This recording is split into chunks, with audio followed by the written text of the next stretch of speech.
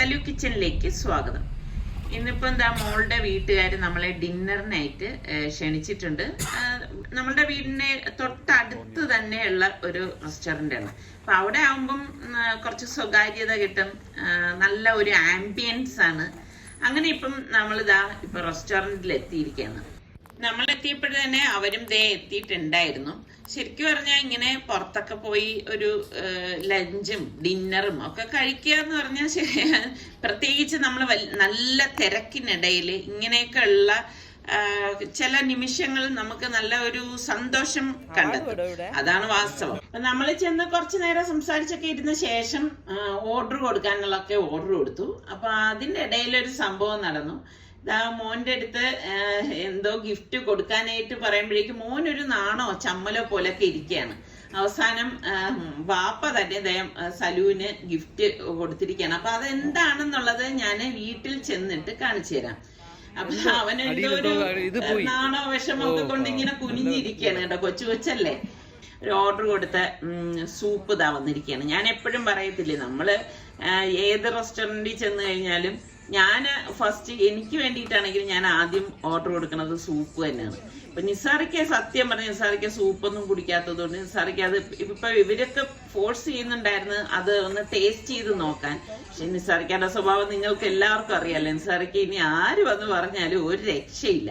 കുടിക്കൂല എന്ന് പറഞ്ഞാൽ അത് കുടിക്കൂല തന്നെ. ഇപ്പൊ നമ്മളെല്ലാവരും ഉണ്ടായിരുന്നത് കൊണ്ട് തന്നെ മക്കളെല്ലാവരും ഇതുപോലെ ഒരു ടേബിളിലും തൊട്ടടുത്ത് ഞങ്ങള് എല്ലാവരും ഒരുമിച്ചിരുന്നാണ് ഭക്ഷണം കഴിച്ചത്. അപ്പം ഈ ചെറിയ മോൻ അങ്ങോട്ടും ഇങ്ങോട്ടും ഒക്കെ ഓടി നടക്കുന്നുണ്ടായിരുന്നു. അപ്പം അവരവർക്ക് ആവശ്യമുള്ള ഫുഡാണ് അവര് ഓരോരുത്തരും ഓർഡർ കൊടുത്തത്.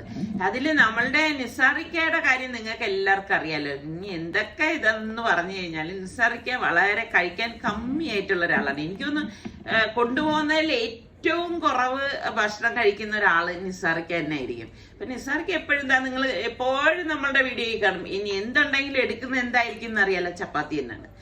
പിന്നെ അത് കഴിഞ്ഞപ്പോഴേക്ക് മൊച്ചിത്തോ വന്നു. പാഷൻ ഫ്രൂട്ട് മൊച്ചിത്താണ് കേട്ടോ. എനിക്ക് ഭയങ്കര ഇഷ്ടമാണ് ഈ ഒരു സംഭവം. പ്രത്യേകിച്ച് ഇവിടെ ഒരു പ്രത്യേക രീതിയിൽ തന്നെയല്ലേ അവർ സെർവ് ചെയ്യുന്നത്. പിന്നെ കുറച്ച് ഫോട്ടോഷൂട്ടൊക്കെ ഇങ്ങനെ എടുത്തു. എവിടെ ചെന്ന് കഴിഞ്ഞാലും ഞാൻ പറയും കുറച്ച് ഫോട്ടോസൊക്കെ എടുക്കണം. നമ്മളുടെ കയ്യിൽ നമുക്ക് സേവ് ചെയ്ത് വെക്കാനാണെങ്കിലും ഒത്തിരി നല്ലതാണല്ലോ ഇതുപോലെയൊക്കെ ഫോട്ടോ എടുക്കുന്നത്. ഫോട്ടോ എടുക്കുന്ന സമയത്തും നമ്മൾ അവിടെ നിന്ന് സംസാരിക്കായിരുന്നു. പിള്ളേരൊക്കെ ഇവിടെ പല ടൈപ്പില് പല രീതിയിലൊക്കെ നിന്ന് ഓരോരോ ഫോട്ടോസൊക്കെ എടുക്കുന്നുണ്ടായിരുന്നു. ഇപ്പൊ രാത്രി ആയതുകൊണ്ട് തന്നെ ഈ ലൈറ്റ്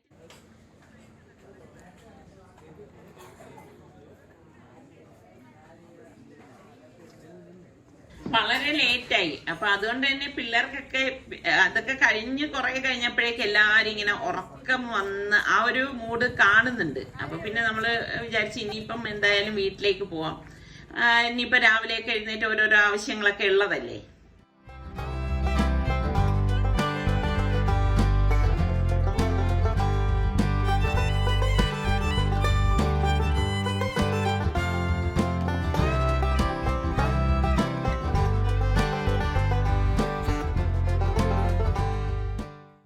സുൽത്താന്റെ പെട്ടെന്നുള്ള മടക്കയാത്ര എനിക്ക് ഭയങ്കര ഒരു വിഷമം തോന്നി കേട്ടോ. കാരണം അവൻ ഇങ്ങനെ പെട്ടെന്ന് പോവെന്ന് പറഞ്ഞിരുന്നുവെങ്കിലും ഞാൻ ഇത്രയും പെട്ടെന്നാവുന്നൊന്നും വിചാരിച്ചിരുന്നില്ല.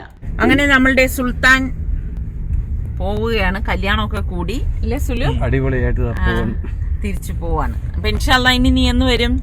11 രാവിലെ ഇൻഷാല്ലാ എത്താൻ നോക്കാം. എന്താണ് അവധി ഉണ്ടാ? എങ്ങനെയാണ്? 12, 13, 14, 15 ഈ 4 ദിവസം അവധിയാണ്. അപ്പം അതടുപ്പിച്ച് നോക്കാം. നമ്മള് വണ്ടിയിൽ ഒരു അംഗം കൂടെ കൂടി അല്ലേ? കൂടി നമ്മുടെ വീട്ടിൽ ഒരംഗം കൂടി വണ്ടിയിലും കൂടി. അതുകൊണ്ടാണ് നമ്മുടെ വ്യൂവേഴ്സ് പറഞ്ഞത് ഇത്താ നിങ്ങൾ കുറച്ചുകൂടി വലിയ വണ്ടി വാങ്ങിക്കാത്ത എന്തായിരുന്നു എന്നാന്ന്. പക്ഷെ അതിൽ കാര്യമില്ല കേട്ടോ. ഒരിക്കലും എല്ലാവരും ഒന്നിച്ച് ആവത്തില്ല. കാരണം എന്താ ഇപ്പൊ സുൽത്താൻ പോവാണ്. പിന്നെ നമ്മൾ മാത്രമല്ലോ പിള്ളേരെല്ലാവരും ഉണ്ടായിരുന്നപ്പോ നല്ല ഒരു സന്തോഷം തന്നെയാണ്. ഇപ്പൊ പെട്ടെന്ന് ഈ സുലുവിന് ഇതുപോലെ പോണം എന്നുള്ള ആ ഒരു ഇത് വന്നപ്പോ സത്യം പറഞ്ഞാൽ ഭയങ്കര വിഷമമാണ്. കാരണം അവൻ കല്യാണത്തിന് മുൻപ് കുറച്ച് ദിവസം നിസാറിക്ക പറഞ്ഞിട്ടാന്ന് ഞാൻ പറഞ്ഞില്ലേ, കുറച്ച് ദിവസം എടുത്ത് സ്പെൻഡ് ചെയ്താണ് വന്നത്. അല്ലെങ്കിൽ അവൻ ആ ഒരു കല്യാണത്തിന്റെ എൻഡില് വരാനായിട്ട് ഇരിക്കുകയായിരുന്നു. അപ്പൊ ഇവന് പിന്നെ അത് എക്സ്റ്റെൻഡ് ചെയ്ത് മാറ്റാനും പറ്റത്തില്ല. അവന് ഇവിടെ നിൽക്കാൻ വലിയ താല്പര്യം ഉണ്ടായിരുന്നു. പക്ഷെ ജോലിയൊക്കെ ഉള്ളപ്പോ നമ്മള് അങ്ങനെ ഫോഴ്സ് ചെയ്യിക്കുന്നതും ശരിയല്ലല്ലോ.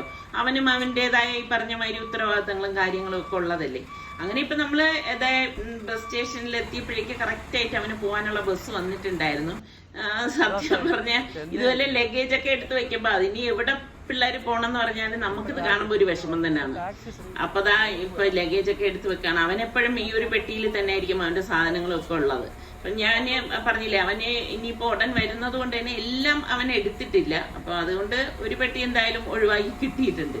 പിന്നെ ബസ് ഇവിടെ വന്നു കഴിഞ്ഞാല് കൂടുതൽ സമയമൊന്നും സ്പെൻഡ് ചെയ്യത്തില്ല കേട്ടാ. അപ്പൊ ഞാൻ പറഞ്ഞു ഞാനും സുൽത്താന്റെ കൂടെ പോവാണെന്ന് പറഞ്ഞിട്ട് ഇവർക്കൊക്കെ യാത്ര പറയുകയാണ്. എനിക്കിതൊക്കെ ഒരു എന്ത് പറയാൻ, ഞാൻ ഇതൊക്കെ എപ്പോഴും ഞാൻ വിചാരിക്കും സുൽത്താൻ വന്ന് പോകുമ്പോ അവന്റെ കൂടെ ഒന്ന് പോണം എന്നൊക്കെ ഉള്ള എന്റെ ഒരു ആഗ്രഹമാണ്. പക്ഷെ അതൊന്നും നടക്കത്തൊന്നുമില്ല. കാരണം എന്തെങ്കിലുമൊക്കെ കാര്യങ്ങളൊക്കെ ഉണ്ടാവും. അപ്പൊ എന്റെ മനസ്സിലുള്ളത് ഞാനൊന്ന് ജസ്റ്റ് ഇവിടെ നിന്ന് ഇവരുടെ മുന്നിലൊന്ന് അഭിനയിച്ച് കാണിക്കുകയാണ്. അപ്പൊ എന്തായാലും ഇതാ സുലു ബസ്സിനുള്ളിലേക്കൊക്കെ ഒന്ന് കേറി. അത് കാണുമ്പം സത്യം ബസ് എടുക്കുമ്പോ ഭയങ്കര സങ്കടമാണ് കേട്ടാ. ഇവര് പോണ ഈ ഇതുപോലെയുള്ള ബസ്സുകളൊക്കെ ആണെങ്കിൽ കറക്റ്റ് ടൈമാണ് കേട്ടാ. അവരെ പറയുന്ന ടൈമിന് തന്നെ ആ ബസ് എടുത്തിരിക്കും. അപ്പൊ എന്തായാലും ഇപ്പം പിന്നെ വലിയൊരു സന്തോഷം എന്ന് വെച്ചാൽ സുൽത്താൻ ബാംഗ്ലൂരിലായതുകൊണ്ട് എപ്പോ വേണോ നമുക്ക് കാണണം തോന്നിയാലും പോയി കാണാമല്ലോ. ഇപ്പൊ സുൽത്താനെ യാത്രയാക്കി കഴിഞ്ഞ ശേഷം ഞങ്ങൾ ഇതാ ഇപ്പം നേരെ വീട്ടിലേക്കാണ് പോണത്. അപ്പൊ നമ്മുടെ റിസ്വാൻ യാത്രയാക്കാനായിട്ട് വന്നിട്ടില്ലായിരുന്നു, അവൻ വീട്ടിൽ തന്നെ ഉണ്ടായിരുന്നു. അങ്ങനെ നമ്മളുടെ മറ്റൊരു പ്രഭാതം കൂടി എത്തിയിരിക്കുകയാണ്. സത്യം പറഞ്ഞാൽ ഇപ്പൊ കുറേ ദിവസമായിട്ട് പ്രഭാതം ആസ്വദിക്കാനോ ഇങ്ങോട്ടേക്കൊന്ന് വരാനോ പോലും എനിക്ക് സാധിച്ചിട്ടില്ല കേട്ടോ. അപ്പൊ ഞാനിപ്പൊ അതിന്റെ ഇടയിൽ സമയം കണ്ടെത്തി ഇതെല്ലാം കാണാനായിട്ട് വന്നിരിക്കുകയാണ്. അപ്പൊ ഞാനിങ്ങനെ നടന്നു വരുമ്പോൾ ആ ചെടികളൊക്കെ എന്നെ മാടി വിളിക്കുന്നതായിട്ട് എനിക്ക് തോന്നുന്നുണ്ട്. ഒരു ടാറ്റയൊക്കെ തരുന്നത് പോലെ എനിക്ക് ഫീൽ ചെയ്യുന്നതാണ് കേട്ടോ. നമ്മളുടെ ഫീലിങ്സ് അങ്ങനെയാണല്ലോ. അപ്പൊ എത്ര ദിവസമായെന്നറിയാമോ ഞാൻ ഇങ്ങോട്ടൊക്കെ വന്നിട്ട്. അപ്പൊ ഈ ചെടികളുടെ ഇടയിലെല്ലാം ഞാൻ നോക്കിയപ്പോഴേക്ക് കള പിടിച്ചിരിക്കുകയാണ്. കള എന്ന് പറയുമ്പോൾ നിങ്ങൾക്ക് അറിയില്ലേ, അനാവശ്യമായ കുറേ ചെടികൾ. നിങ്ങളുടെ നാട്ടിൽ അതിന് എന്ത് പേര് പറയും? ഓരോ നാട്ടിൽ ഈ പറഞ്ഞ മാതിരി ഓരോരോ പേരിലല്ലേ അറിയപ്പെടുന്നത്. അപ്പൊ ഇനിയിപ്പോ ഈ കളയെല്ലാം പറിച്ച് കളയണം. ആ കല്ലിന്റെ പുറത്തും ഒക്കെ നിങ്ങൾക്ക് കാണാൻ സാധിക്കും ഇതുപോലെ പിടിച്ചിരിക്കുന്നത്. പിന്നെ ബൊഗൻവില്ലയില് അവിടെ ഇങ്ങനെ കൊച്ചു പൂക്കളൊക്കെ വന്നിട്ടുണ്ട്.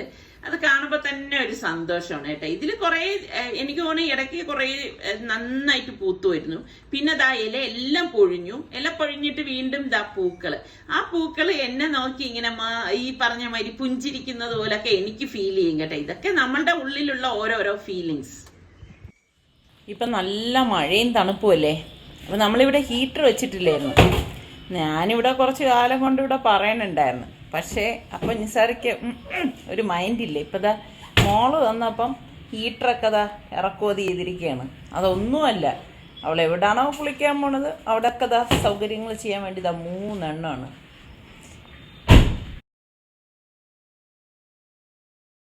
നമ്മള് തണുത്ത് വിറച്ച് രാവിലെയൊക്കെ കുളിച്ചിരുന്നു. അന്ന് അത്ര തണുപ്പില്ല. അത് മാത്രമല്ല എനിക്കും വാങ്ങിച്ചിട്ടുണ്ട്. പോരെ വരാതെ ഒന്നല്ല. അയ്യോടാ,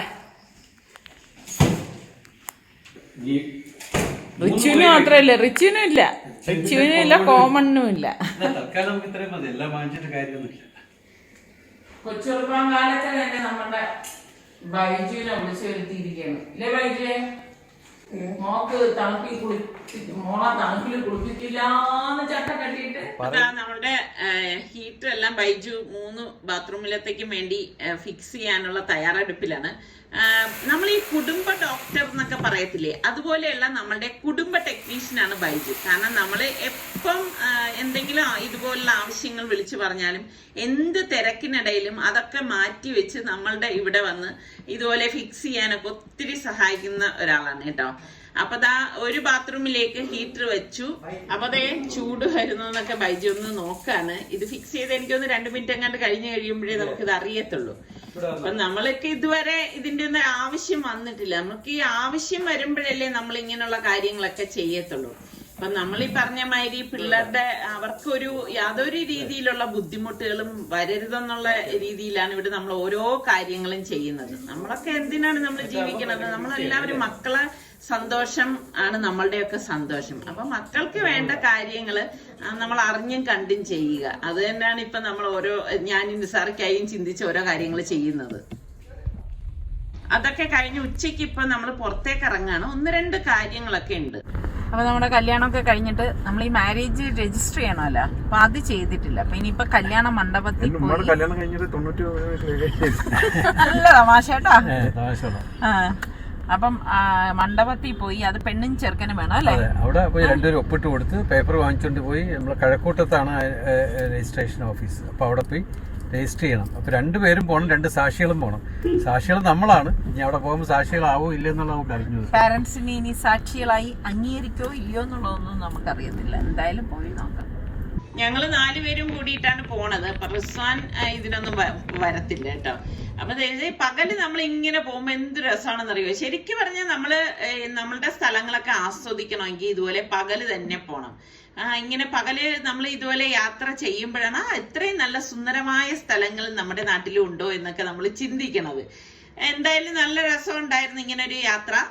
അങ്ങനെ അവസാനം ഞങ്ങൾ നേരെ സാജിലെത്തി. ഈ സാജിദ് എന്ന് പറഞ്ഞാൽ നമ്മൾ എന്തുകൊണ്ട് ഇവിടെ വരാനുള്ള കാരണം വെച്ചാൽ നമ്മൾ മാരേജ് എവിടെ വെച്ച് നടക്കുന്നോ അവിടെയാണ് നമ്മൾ ആദ്യത്തെ ഇനിഷ്യലി ഒരു സർട്ടിഫിക്കറ്റ് വാങ്ങിക്കേണ്ടത്. കാര്യം വെച്ചാൽ പള്ളിയിൽ വെച്ചാണെങ്കിൽ പള്ളിയിൽ, അല്ലെങ്കിൽ വീട്ടിലാണെങ്കിൽ വീട്ടിൽ, അല്ലെങ്കിൽ നമ്മൾ ഇതുപോലെ മണ്ഡപത്തിലാണെങ്കിൽ മണ്ഡപത്തിൽ വന്ന് നമ്മൾ അവിടെ നിന്ന് സർട്ടിഫിക്കറ്റ് വാങ്ങിക്കണം. സർട്ടിഫിക്കറ്റ് വാങ്ങിക്കുക എന്ന് പറഞ്ഞാൽ 2 പേർ വിവാഹം നടന്നത് ഇവിടെ ആണെന്നുള്ളത് ബോധിപ്പിക്കാനായിട്ട്. ഇത് ഈ പേപ്പറും കൊണ്ടുവേണം നമുക്ക് കോർപ്പറേഷൻ ഓഫീസിൽ രജിസ്റ്റർ ചെയ്യാൻ വേണ്ടി പോകാനായിട്ട്. ഏതായാലും നമ്മൾ വന്നപ്പം ആൾക്കാരുണ്ടായിരുന്നു അവിടെ. അവരെന്നെ എല്ലാ ബാക്കി കാര്യങ്ങളൊക്കെ സഹായിച്ചു. പക്ഷേ അതിനകത്ത് ഫോമൊക്കെ ഉണ്ട്, ഫില്ല് ചെയ്യണം. പിന്നെ ഫോട്ടോ ഒക്കെ ഒട്ടിച്ച് അവിടുന്ന് സർട്ടിഫിക്കറ്റ് തരും. അപ്പോൾ അവരുടെ ഒരു രജിസ്റ്റർ ഉണ്ട് അവരയിൽ. അപ്പോൾ ആ രജിസ്റ്ററും ഫില്ല് ചെയ്ത് 2 പേരും ഒപ്പിടണം. കുറേ ചടങ്ങുകളാണ്. ഇവർക്കൊക്കെ അതിശയമാണ്, ഇതൊക്കെ വേണോ ഇത് വേണോ എന്നൊക്കെ എൻ്റെ അടുത്ത് ചോദിക്കുവാണ്. ഇതിന്റെ ആവശ്യം എല്ലാം ഉണ്ട്. അവരെന്ത് പറയുന്നു നമ്മൾ അത് ചെയ്തു കൊടുത്തേ പറ്റൂ. കല്യാണം കഴിച്ചില്ലേ? ഇത് എനിക്ക് തോന്നുന്നു നമ്മൾ ഈ കല്യാണം എന്ന് പറയുന്നത് അത്ര നിസ്സാര കാര്യമല്ല കേട്ടോ. കല്യാണം കഴിഞ്ഞിട്ടും ഇതുപോലെയുള്ള എന്ത് പറയാൻ ഈ സർട്ടിഫിക്കറ്റ് അതിന് ഒറ്റ ഒരു യാത്ര കൊണ്ട് ഇതെല്ലാം നടക്കുമെന്ന് എനിക്ക് തോന്നുന്നില്ല. പക്ഷെ യഥാർത്ഥത്തിൽ ഈ മണ്ഡപക്കാര്, ഈ ഹോളുകാര് നമ്മുടെ അടുത്ത് പറഞ്ഞിട്ടുണ്ടായിരുന്നു രാവിലെ വരുമ്പം തന്നെ 2 ഫോട്ടോയും കല്യാണക്കുറിയും 2 ഐഡന്റിഫിക്കേഷൻ കാർഡും 2 പേരും കൊടുത്തു കഴിഞ്ഞാൽ വൈകുന്നേരം കല്യാണം കഴിഞ്ഞ് പോകുമ്പോൾ തന്നെ ഇത് കയ്യിൽ വാങ്ങിച്ചുകൊണ്ട് പോകാമെന്ന് പറഞ്ഞിട്ടുണ്ടായിരുന്നു. പക്ഷെ എന്തോ നമ്മൾ ആ തിരക്കറിയാലോ, രാവിലെ നമ്മൾ ആ തിരക്കിന്റെ ഇടയിൽ മറന്നുപോയി. ഒഴിവാക്കാമായിരുന്നു. പക്ഷെ ഇതൊക്കെ കഴിഞ്ഞാൽ നമ്മൾ നേരെ ഇവിടെ പോകണം, കോർപ്പറേഷൻ ഓഫീസിൽ. അവിടെ പോകുമ്പോഴാണ് രസം വരാൻ പോണത്.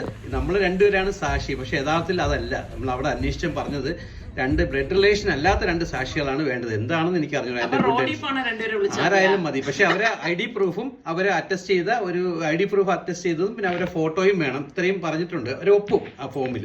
പക്ഷെ നിങ്ങൾ എപ്പോഴും ഓർക്കണം, ഇതുപോലുള്ള സംഭവങ്ങൾ വരുമ്പം ഈ ഡോക്യുമെന്റ്സും. പിന്നെ വേറൊരു കാര്യമുണ്ട്, നിങ്ങൾ SLC സർട്ടിഫിക്കറ്റോ റേഷൻ കാർഡോ പിന്നെ വീടിന്റെ ആധാരം പോലും കയ്യിൽ വെച്ചേക്കണം. സാധാരണ നമ്മൾ ഗവൺമെന്റ് ഓഫീസിൽ പോകുമ്പോൾ അവരെന്താണ് ചോദിക്കുന്നുള്ളത് നമുക്കും അറിയത്തില്ല. പടച്ചവന് മാത്രമേ അറിയാൻ പറ്റൂ. അതുകൊണ്ട് എപ്പോഴും നിങ്ങൾ അവിടെ ഇരിക്കുന്ന ആ ഒരു വ്യക്തിയെ ഡിപ്പെൻഡ് ചെയ്തിരിക്കും നമ്മൾ എത്രത്തോളം ഓട്ടിക്കണ്ട എന്നുള്ള കാര്യം. അപ്പൊ അതൊക്കെ ഒന്ന് സൂക്ഷിച്ചേക്കണം. ഇതൊക്കെ എന്റെ ഒരു അനുഭവത്തിൽ എനിക്ക് കിട്ടുന്ന അനുഭവം എപ്പോഴും ഞാൻ ഇതുപോലുള്ള കാര്യങ്ങൾ കൂടി ഷെയർ ചെയ്യാറുണ്ട്.